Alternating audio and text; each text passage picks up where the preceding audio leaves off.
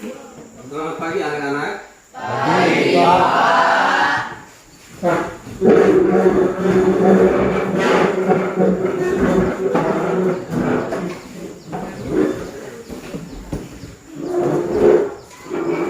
Baik anak-anak, pada hari ini kita akan melanjutkan materi kita pada bab yang kedua. Sebelum kita memasuki pembelajaran selanjutnya, mari kita buka pertemuan kita dengan doa. Ada anak-anak yang bisa bawakan doa? Saya, Pak. Ya, Kesha yang bawakan doa. Mari kita berdiri.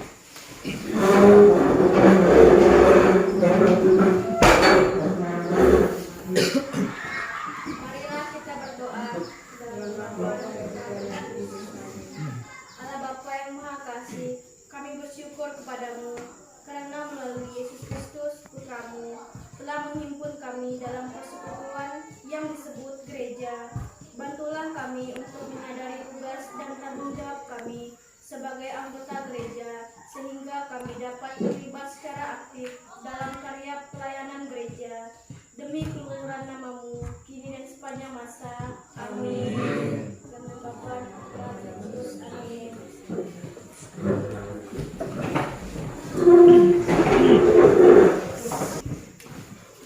Mengabsen. Teman-teman kita semua pada hari ini hadir semua? Ada yang Ada yang tidak hadir? Yang tidak hadir siapa? Ronald dengan Lili. Lili. Saya Lilith. Baik. Pembelajaran kita pada hari ini kita masuk pada bab yang kedua, yaitu orang beriman hidup di tengah masyarakat. Kita akan masuk pada subpokok yang pertama, yaitu hak dan kewajiban sebagai anggota gereja. Pada pertemuan yang lalu kita sudah membahas tentang Allah berkehendak untuk menyelamatkan semua orang. Allah berkehendak untuk menyelamatkan semua manusia, maka kehendak Allah itu dinyatakan pada diri Yesus Kristus. Allah mengutus Yesus Kristus ke dalam dunia agar manusia diselamatkan. Maka kehendak Allah itu dinyatakan kepada Yesus. Yesus hidup di dalam dunia agar manusia itu diselamatkan. Dan di dalam kehidupan Yesus itu, ia bersama dengan para rasul. Bersama dengan para rasul, mereka bentuk dalam satu kelompok, satu himpunan warga yang disebut dengan kelompok para rasul.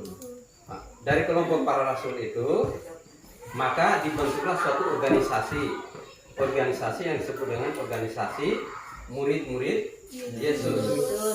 Setelah Yesus wafat, kebersamaan mereka ini dilanjutkan oleh para rasul. Nah, setelah para rasul, maka dari para rasul itu melanjutkan misinya sampai ke seluruh dunia dan sampai kepada kita pada hari ini. Lalu di dalam kehidupan kebersamaan kita pada hari ini, kita sebagai warga kelas di sini, kita juga hidup di dalam satu organisasi atau kelompok. Yang lebih luas lagi dalam kelompok negara, dan lebih kecil lagi bahwa kelompok kita sebagai anggota gereja. Dan di dalam kebersamaan itu kita perlu juga ada sesuatu yang menuntun kita, sesuatu yang mengatur kita, yaitu dengan suatu aturan yang menghantar kita menjadi satu kebersamaan dalam kelompok. Maka kita di dalamnya ada, kelompok itu memiliki ada namanya hak. Nah, lalu di dalam hak ini, sebelum kita menuntut hak, kita juga perlu melakukan kewajiban.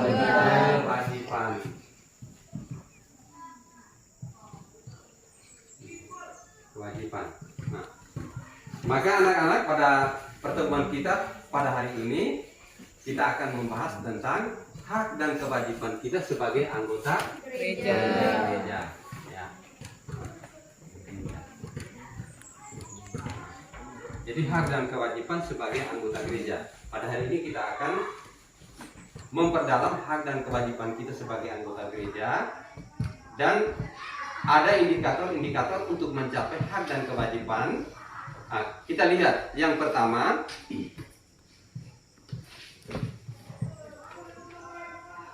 indikator yang akan kita capai pada hari ini. Yang pertama adalah Bapak Guru akan menjelaskan hak dan kewajiban sebagai anggota gereja. Itu yang pertama. Lalu yang kedua, Bapak Guru akan menjelaskan konsekuensi baptis setiap anggota gereja.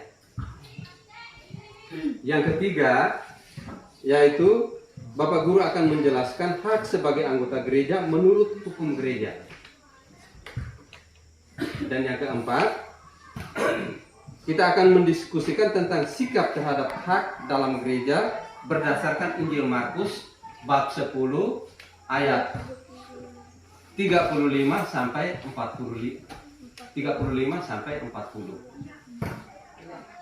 Yang kelima, menghayati tuntutan hak berdasarkan ajaran Yesus. Itu yang kelima. Lalu yang keenam, menyebutkan beberapa kewajiban sebagai anggota gereja. Yang ketujuh, melaksanakan kewajiban sebagai anggota gereja. Dan yang kedelapan, kita akan menghafal dan menghayati syahadat iman, syahadat para rasul. Itulah materi yang akan kita capai dalam pertemuan pada hari ini. Anak-anak sekalian, dari arah tujuan yang akan kita capai, ada yang bertanya? Ada yang ingin bertanya? Lili? Tidak ada. Tidak ada, Pak. Madang? Ada pertanyaan? Tidak ada, Pak. Ada kesulitan? Tidak ada, Pak. Baiklah, setelah kita melaksanakan kegiatan doa dan lalu Bapak akan mengantar kita untuk masuk pada pembelajaran, ada buku dan ada gambar, itu nanti kita akan mengamati. Baik anak-anak, selanjutnya kita akan memperdalam materi kita berkaitan dengan hak dan kewajiban. Anak-anak, saya beri kesempatan kepada kalian untuk mengamati gambar yang ada pada buku kalian. Dari gambar itu, anak-anak bisa melihat, ya, lalu mendiskusikan gambar yang Anda lihat, ya. Gambar-gambar itu kemudian Anda membuat pertanyaan, merumuskan pertanyaan, lalu kita diskusikan bersama, ya. Silakan anak-anak untuk mengamati gambar tersebut, ya.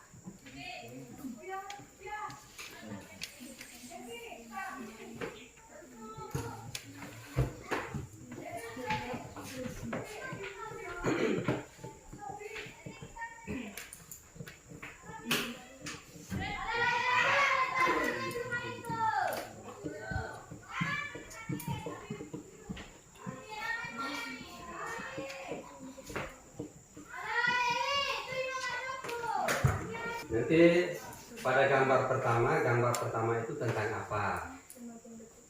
Ya. Gambar yang kedua, gambarnya tentang apa? Gambar ketiga menggambarkan tentang apa?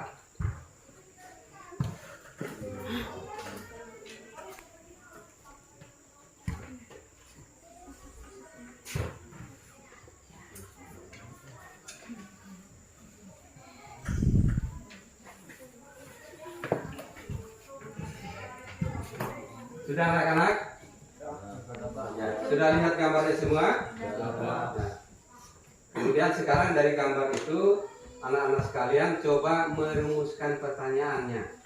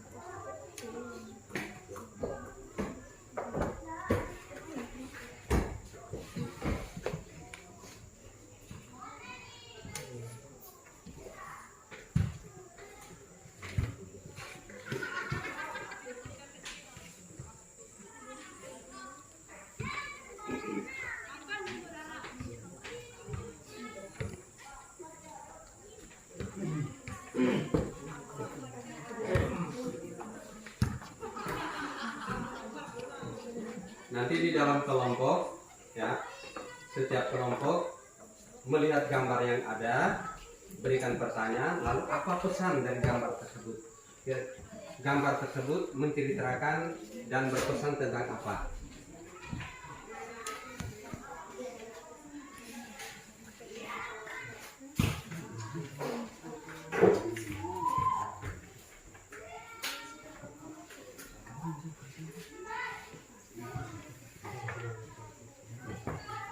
Baik, Marang, dari gambar tersebut kira-kira apa yang Anda lihat di situ? Ya, silakan dari kelompok Madang. Ya, ya, silakan. Ya. Kelompok Maria. Gambar-gambar tadi kira-kira apa saja yang Anda lihat yang mengungkapkan tentang apa di situ?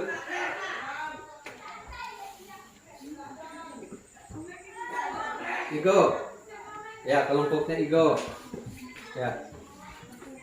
Apa saja yang Anda lihat dari gambar tersebut? Sesuai dengan kegiatan gereja. Kegiatan gereja. Apalagi? Remaja yang bertugas menjadi putra altar. Ya, Miss Dinar. Apalagi? Yang sedang perayaan Ekaristi. Tugas waktu perayaan Ekaristi.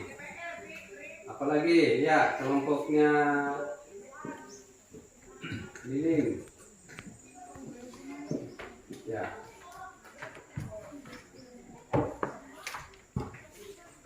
Dari gambar tersebut, gambar yang Anda lihat tadi, kira-kira apa yang bisa Anda ambil kesimpulan berkaitan dengan materi kita pada hari ini?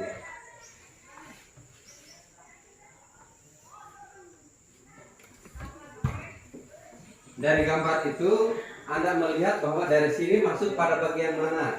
Dari gambar itu masuk pada kewajiban.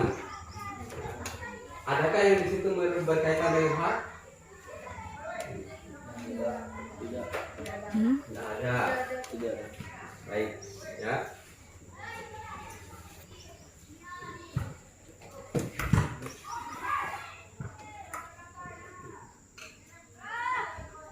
Menurut Anda, apakah ada kaitan antara keduanya, hak dan kewajiban itu ada hubungannya atau enggak? Ada. Kira-kira ada yang bisa mengkomentari hak dan kewajiban? Ya, Kanisa, Anissa, oh Anissa, Kesa. Kira-kira hubungannya apa? Ya, silakan. Misalnya kita sebagai misdinar, Ya, sebagai misdinar, hubungannya bagaimana antara hak? kita sebagai kewajiban. Kalau hak kita berhak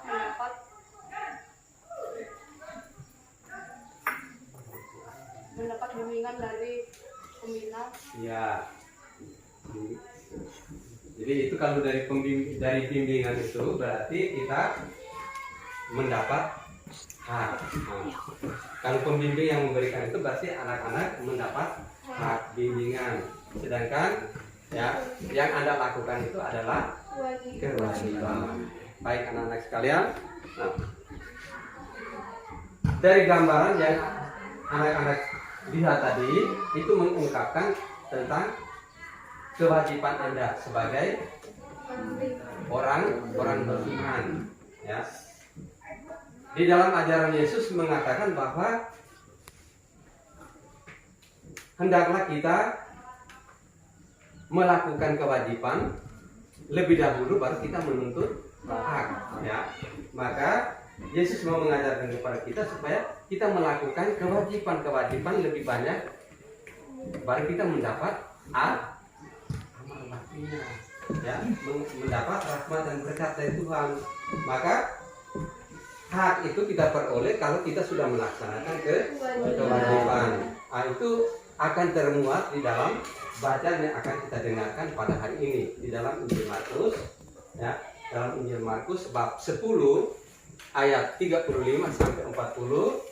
Pada kesempatan ini Bapak Guru akan memberi kesempatan kepada salah satu teman untuk membacakan kitab suci. Ya, saya minta ya Maria bacakan bacaan untuk kita perdengarkan pada hari ini, ya. Kepada Maria kami berikan kesempatan, ya. Bukan memerintah, melainkan melayani. Markus bab 10 ayat 35 sampai 40. Lalu Yakobus dan Yohanes, anak-anak Zebedeus, mendekati Yesus dan berkata kepadanya, Guru, kami harap supaya Engkau kiranya menimbulkan suatu permintaan kami. Jawabnya kepada mereka, apa yang kamu kehendaki, aku perbuat bagimu. Lalu kata mereka, perkenankanlah kami duduk dalam kemuliaan-Mu kelak, yang seseorang lagi di sebelah kananmu dan yang seseorang di sebelah kirimu. Tetapi kata Yesus kepada mereka, kamu tidak tahu apa yang kamu minta. Dapatkah kami meminum cawan yang harus kuminum dan dibaptis dengan baptisan yang harus kuterima? Jawab mereka, kami dapat. Yesus berkata kepada mereka, memang kamu akan meminum cawan yang harus kuminum dan akan dibaptis dengan baptisan yang harus kuterima. Tetapi hal duduk di sebelah kananku atau di sebelah kiriku, aku tidak berhak memberikannya. Itu akan diberikan kepada orang-orang bagi siapa itu telah disediakan.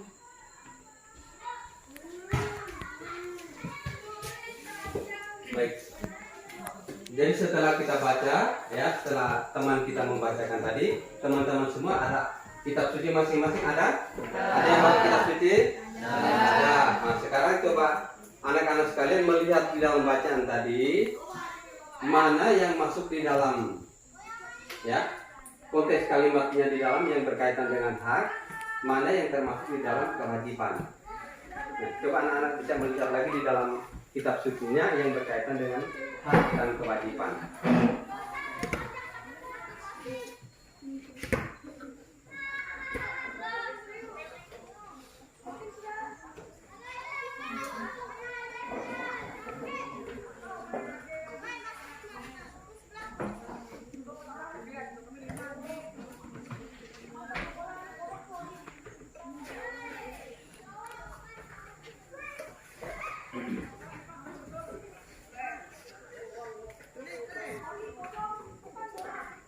Sudah lihat anak-anak sekalian?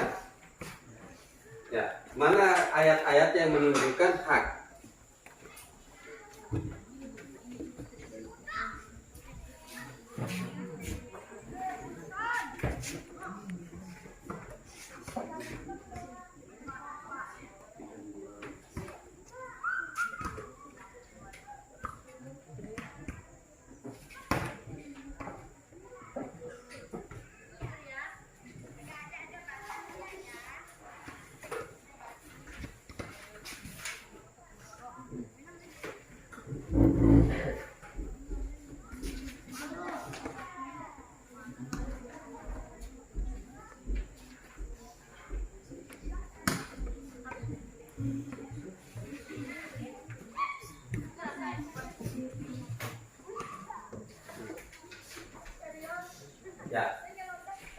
yang sudah lihat? Ya. Kelompok hak adalah ayat 38. ya, ayat 30 coba dibaca. Ayat 38. Tetapi kata Yesus kepada mereka, kamu tidak tahu apa yang kamu minta. Dapatkah kamu meminum cawan yang harus kuminum dan dibaptis dengan baptisan yang harus kuterima? Ada lagi? Berapa? Ya. Ayat 37. Ya, siapa dulu ayat tadi yang kelompok Igo tadi? Ayat 38. 38 itu berkaitan dengan hak atau kewajiban? Hak. Hak. 38 ya. Ini Markus 10:35 sampai 40.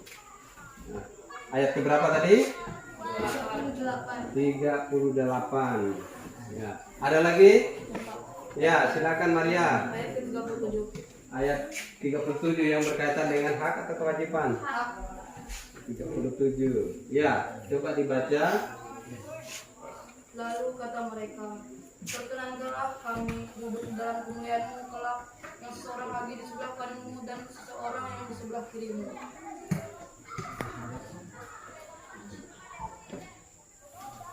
Ya, ada lagi kelompok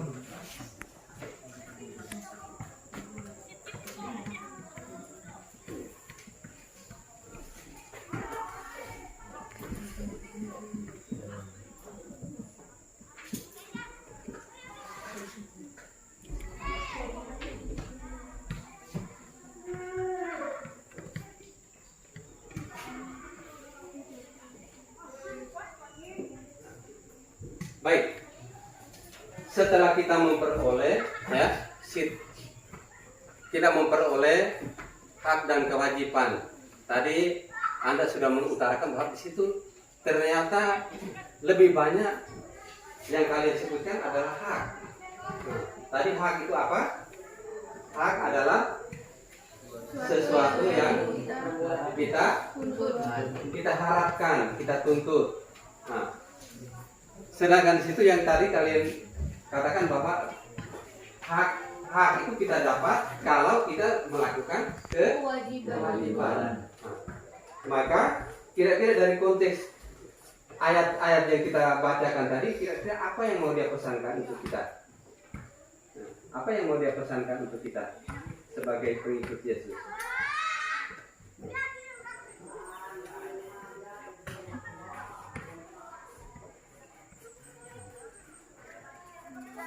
Sebagai murid Yesus, apa hak kita? Nah, sebagai murid Yesus, sebagai anggota gereja, apa hak-hak kita yang harus kita lakukan? Ayo.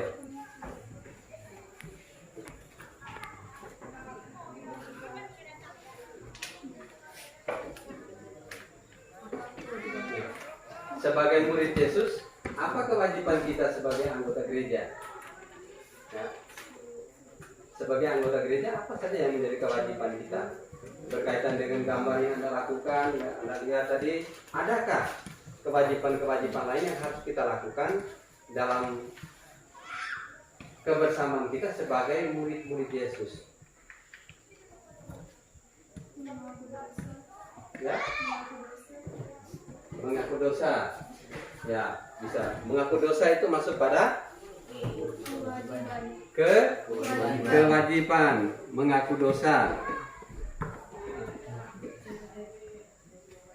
Nah, mengaku dosa, kalau kita mengaku dosa, maka hak yang Anda peroleh apa? Kalau kita mengaku dosa, nah, hak yang kita peroleh adalah pengampunan. Pintar, ya, pengampunan.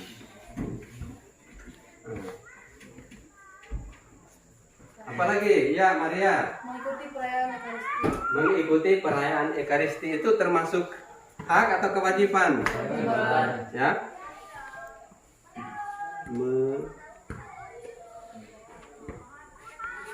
Ekaristi.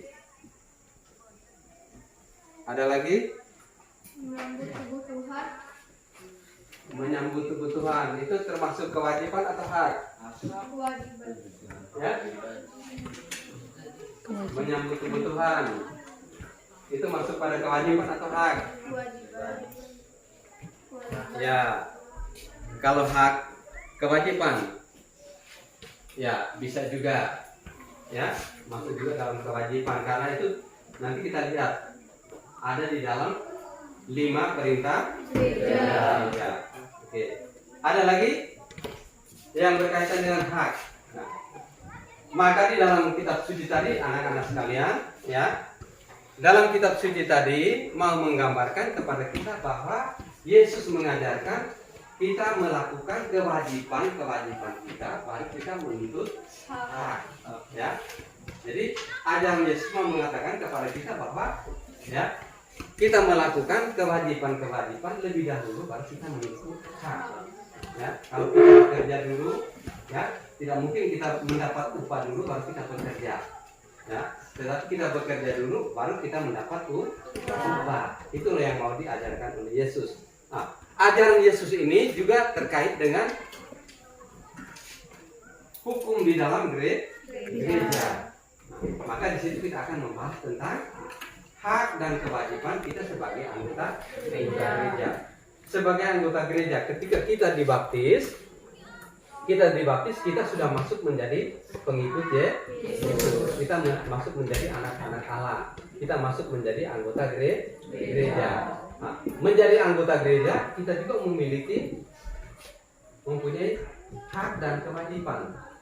Ya, hak dan kewajiban bahwa sebagai kewajiban kita juga melakukan hal-hal yang diinginkan oleh Tuhan.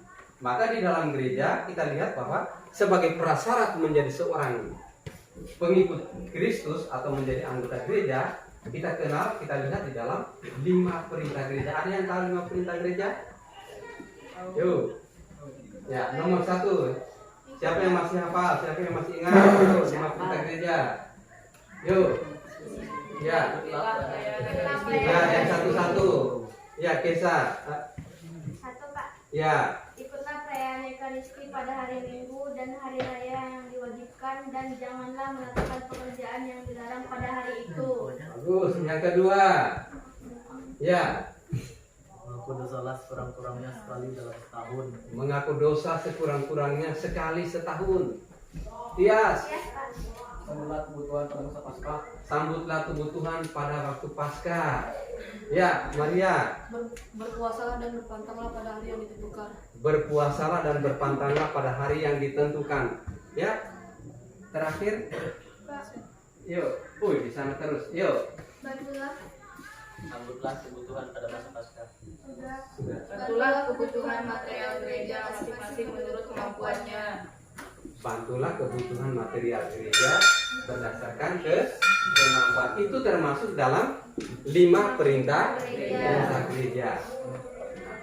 Selain dari 5 perintah gereja, juga di dalam aturan-aturan gereja yang menghendaki bahwa kita juga memiliki hak dan kewajiban. Lalu bagaimana kita sebagai anggota gereja? Anggota gereja yang juga merupakan pengikut Yesus. Konsekuensi menjadi pengikut Yesus bahwa kita juga harus melakukan apa yang dilakukan oleh Yesus. Maka di dalam peran kita sebagai anggota gereja, ya, sebagai anggota gereja, ya, di dalam kanonik, ya, di dalam kanon itu sudah dituliskan bahwa kaum beriman Kristiani terkait kewajiban untuk selalu membina persatuan dengan gereja, ya, juga dengan cara hidupnya masing-masing. Maka sebagai orang Kristiani kita diminta untuk terlibat di dalam kegiatan gereja sehingga akan selalu terjalin persatuan dengan gereja Katolik. Maka di dalam Syahadat Para Rasul nanti pada poin yang salah satu poinnya adalah Katolik, yaitu supaya kita bersatu, satu, kudus, Katolik dan apostolik. Nah, semua orang beriman Kristiani sesuai dengan kondisi khas masing-masing menjalani hidup yang suci dan menyumbangkan tenaga untuk memajukan perkembangan gereja. Itu tadi sudah pada poin hukum gereja ya. Hukum gereja yang keberapa tadi? Yang kelima, yaitu menyumbangkan tenaga, menyumbangkan apa tadi? Membantulah kebutuhan gereja, ya, sesuai dengan kemampuan. Kemudian umat beriman Kristiani diajar juga untuk selalu mengusahakan tindakan amal baik untuk kehidupan gereja maupun untuk sesama yang menderita dan memerlukan bantuan.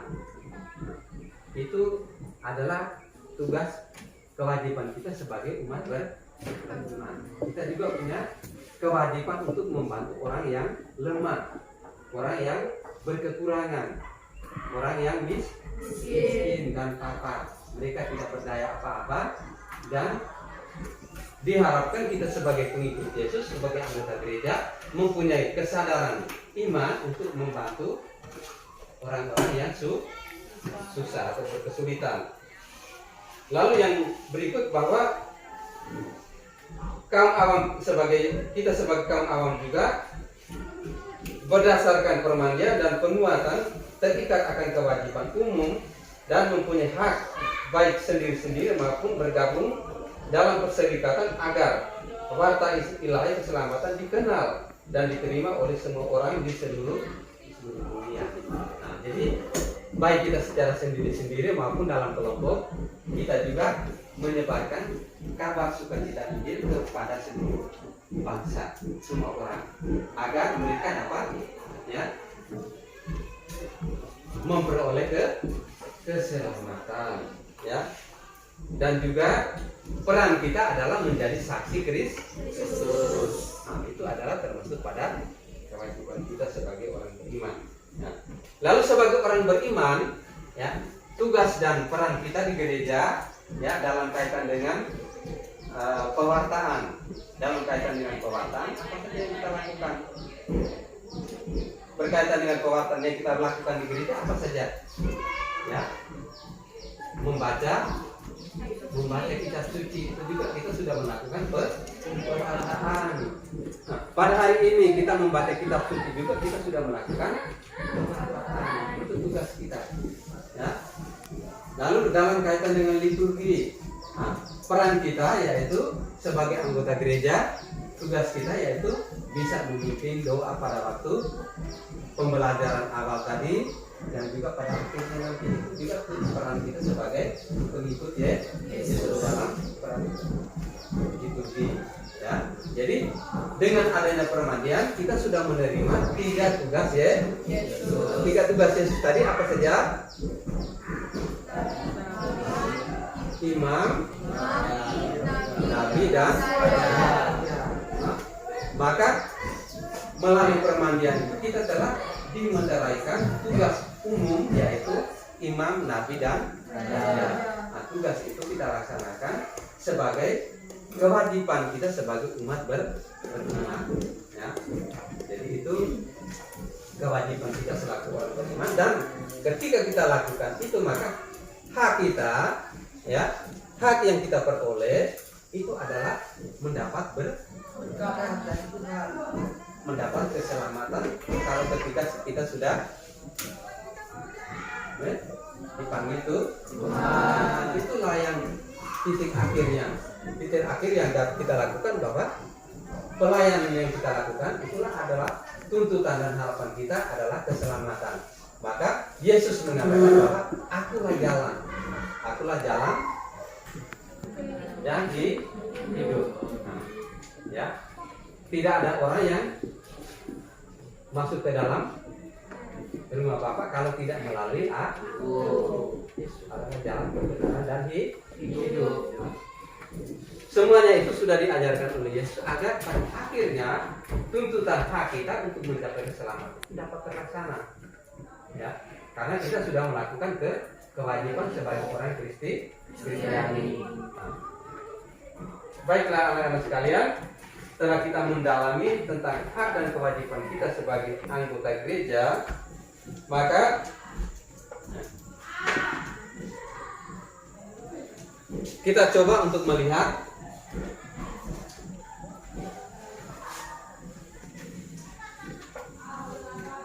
iman dan keyakinan kita dalam doa syahadat, yaitu doa aku percaya, dan bagaimana kita menghayati doa aku percaya, ya. Bahwa di dalam doa aku percaya itu sudah terbuat peran, tugas dan kewajiban kita sebagai anggota gereja dan juga hak, ya, kita sebagai anggota pengikut Yesus. Coba kita ulangi sama-sama doa aku percaya. Masih ingat? Ya, coba sama-sama kita doa. Aku percaya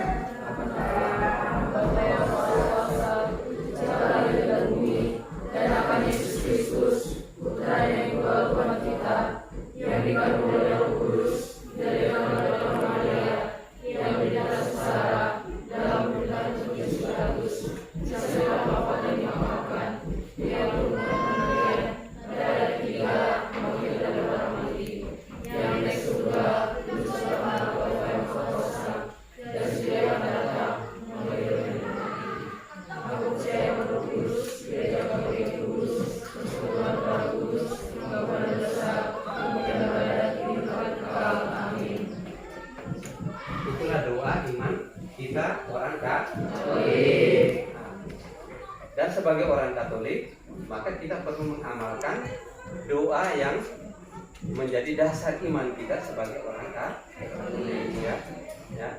Jadi mulai dari awal penciptaan kita sudah dimasukkan di situ bahwa aku percaya akan Allah Bapa yang Maha Kuasa, pencipta langit dan bumi.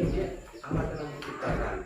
Lalu bagaimana kita sebagai umat Allah, sebagai pengikut Yesus, bagaimana peran kita sebagai umat Allah menjaga dan melestarikan apa yang diciptakan oleh Allah. Itu adalah tugas dan kewajiban kita, ya. Kemudian aku percaya akan Allah Bapa yang Maha Kuasa, pencipta langit dan bumi, dan akan Yesus Kristus. Mengapa Yesus lahir ke dunia? Mengapa Yesus diutus? Misi Allah yaitu ingin menyelamatkan manusia. Maka Yesus diutus ke dalam dunia supaya manusia bisa diselamatkan. Dan manusia bisa diselamatkan, tuntutan satu-satunya adalah tuntutan kita sebagai manusia untuk memperoleh keselamatan adalah tobat. Kita harus bertobat, ya. Kita bertobat dulu baru kita memperoleh keselamatan. Sebagai pengikut Yesus, ya, salah satu syarat adalah pertobatan. Jadi menjadi pengikut Yesus kalau kita tidak melakukan pertobatan itu juga, ya, kita tidak, ya, kita belum sampai pada pengikut Yesus yang sejati. Lalu anak-anak sekalian, bahwa setelah kita melakukan diskusi dan memperdalam kitab suci sebagai dasar bahwa Yesus mengajarkan kepada kita bahwa kita melakukan kewajiban kita sebagai umat Allah. Lalu hak kita adalah memperoleh keselamatan. Yesus telah mengajarkan kepada kita bahwa lakukanlah kewajiban baru kita melakukan, kita menuntut hak. Dan hak kita apa? Hak kita adalah memperoleh keselamatan.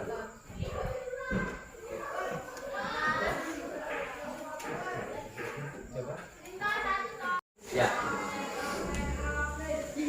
Anak-anak sekalian, setelah kita memperdalam tentang hak dan kewajiban kita sebagai anggota gereja, tadi melalui pengamatan kita tentang gambar-gambar sebagai kewajiban kita sebagai orang beriman, sebagai anggota gereja, lalu kita memperdalam hak dan kewajiban kita sebagai anggota gereja menurut Injil Markus, lalu peran kita sebagai umat Kristiani melakukan kegiatan-kegiatan nyata dalam kehidupan kita, tadi kita sudah membahas.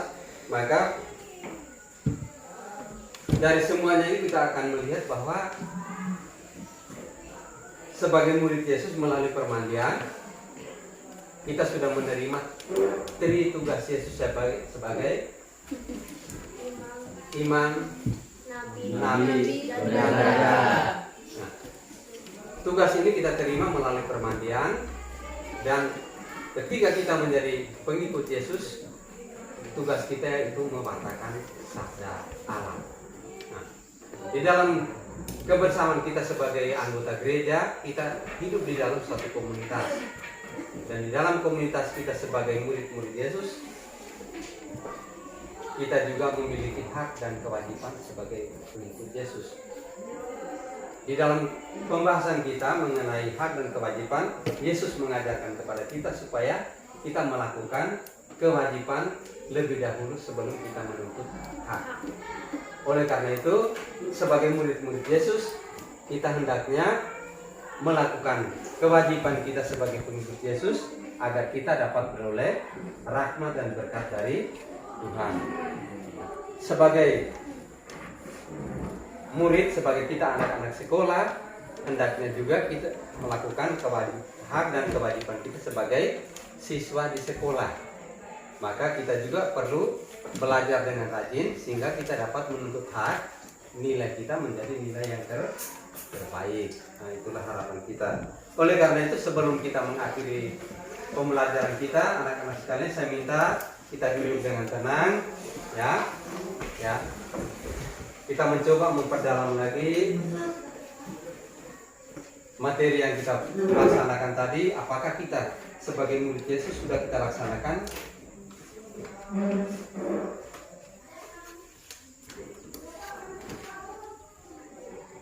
Baik anak-anak sekalian, di dalam diri kita melekat berbagai macam hak dan kewajiban sebagai anggota gereja. Namun seringkali kita lebih banyak menuntut hak dan melalai kewajiban kita. Kadang-kala kita juga seperti Yakobus dan Yohanes, anak Zebedeus, yang merasa diri telah berkorban, kemudian menuntut jasa atas pengorbanan.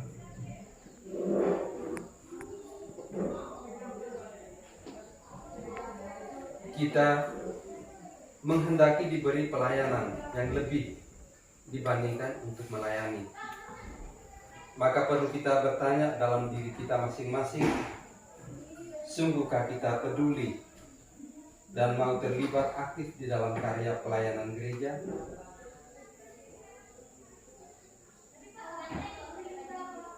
Apakah kita bersikap masa bodoh? Karena itu bukan urusan kita.